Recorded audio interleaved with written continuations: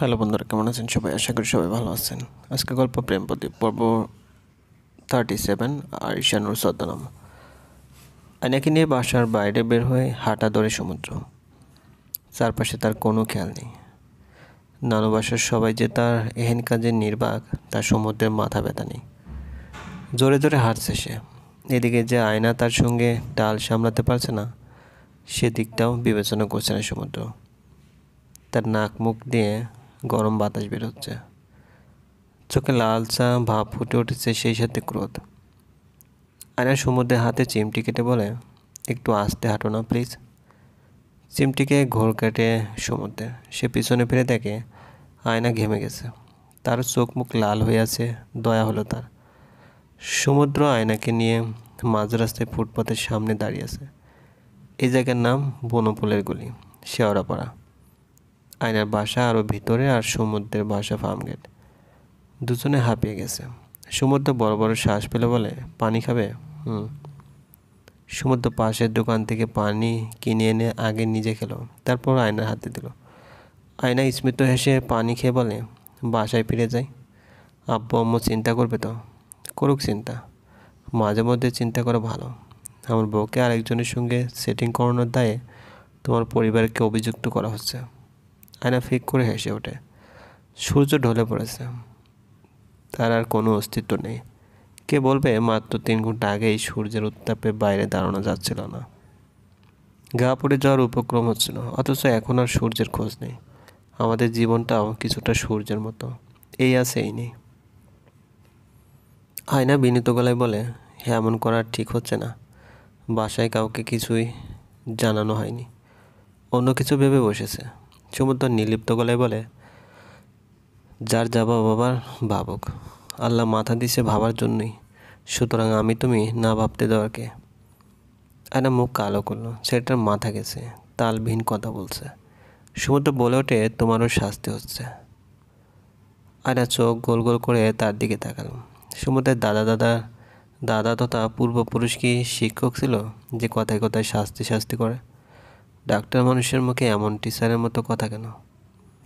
সমুদ্র বলে, শেওড়াপাড়া থেকে ফার্মগেট অবধি ঢাকার রাস্তায় রাস্তায় হাঁটবে। একা? না। একা কেন? সঙ্গে আমি থাকছি। তাহলে তো আমার সঙ্গে তোমার শাস্তি ভাগাভাগি করতে হবে। সমুদ্র বাঁকা এসে আকাশের দিকে তাকিয়ে বলতে লাগলো, বাকি জীবনটাই ভাগাভাগি করতে চাইছি, সেখানে শেওড়াপাড়া থেকে ফার্মগেট হাঁটা তো কোনো ব্যাপারই না। আয়না মাথা নিচু করে হাসলো। তার এত ভালো লাগছে কেন সে জানে না। সমুদ্র আয়নার ডান হাত তুললো। আয়না তার স্পর্শ পেয়ে কেঁপে ওঠে। চারপাশে মানুষ গিজগিজ করছে, হই হল্লা, মানুষের ভিড়ে আর প্রেম প্রেম ভাব আসছে না, কিন্তু তবু সমুদ্রের মনে ভালোবাসার জোয়ার নেমেছে। তার দুজনই হাঁটছে, উদ্দেশ্যহীন ভাবে হাঁটছে, হাত ধরাধরি করে। আয়নার বাম হাতে অর্ধেক খাওয়া পানির বোতল, সে বোতলটা ফেলে দেয়নি। হাঁটতে হাঁটতে যদি সমুদ্রের পিপাসা পায় তখন দেওয়া যাবে। সে খেয়াল করেছে ছেলেটার একটু পরপরই গলা ভিজাতে হয়। সমুদ্র আয়ুর দিকে তাকিয়ে মুগ্ধ দৃষ্টিতে তাকিয়ে বলে, জানো কি, ভালোবাসার অপর নাম হলো বিষ। কেউ জেনে বুঝে বিষ খায় না, কিন্তু ভালোবাসার নামক এই বিষটা দেখতে অবিকল মধুর মতো। তাই তো মানুষ ভ্রমে পড়ে মধুর মতো দেখতে ভালোবাসার নামক বিষ সমুদ্রে ঝাঁপিয়ে পড়ে। নূর। আয়না অদ্ভুত চোখে সমুদ্রের দিকে তাকালো। সে মুচকে এসে বলে, ভালোবাসার অপর নাম বিনাশ, আর মানুষ এই বিনাশের তালাশেই থাকে। আয়ু স্মিত হেসে বলে, তুমি কি কোনো কারণে রেগে আছো আমার উপর?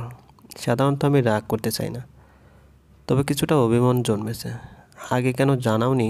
তাহলেই সব সমস্যার সমাধান হতো। আয়না থেমে যায়, উত্তর দিল না, কিন্তু হাঁটা থামিয়ে দিল সে। আর হাঁটতে মন চাচ্ছে না তার। দেখা দেখি সমুদ্র থেমে গিয়ে বলে, আর পারছো না হাঁটতে? না, রেস্ট নেই, তারপর শাস্তি পূরণ করি। সমুদ্র আশেপাশে তাকিয়ে দেখে তারা চন্দ্রিমা উদ্যানের কাছাকাছি, তাই বলল, আর একটু সামনে আগাই, তারপর বসে কিছুক্ষণ গল্প করি, আসো। ধীরগতিতে হেঁটে চন্দ্রিমা উদ্যানের সামনে গিয়ে দাঁড়ালো তারা। ফুটপাতে মানুষ বসে গল্প করছে। আরও সামনে এগিয়ে নিরিবিলি এক জায়গা দেখে সেখানে বসে পড়ে তারা। আয়না ক্লান্ত হয়ে বসে পড়ে, বড় করে দম নিয়ে সমুদ্রের দিকে পানির বোতল এগিয়ে দেয়। সমুদ্র বলে, থ্যাঙ্কস, পানির পিপাসা পেয়েছিল। দুজন বসে আছে, কারো মুখে কথা নেই। আয়ু আর চোখে বারবার সমুদ্রের দিকে তাকাচ্ছে। সরাসরি তাকাতে লজ্জা লাগে যদি সে প্রশ্ন করে, এই মেয়ে এভাবে তাকিয়ে কি দেখছো? তখন জবাবে কি বলবে? সমুদ্র আয়নার কাঁধে হাত রেখে বলে, পরিবেশটার মধ্যে প্রেমের ছিটে ফোটাও নেই, তবু ভালো লাগছে তাই না?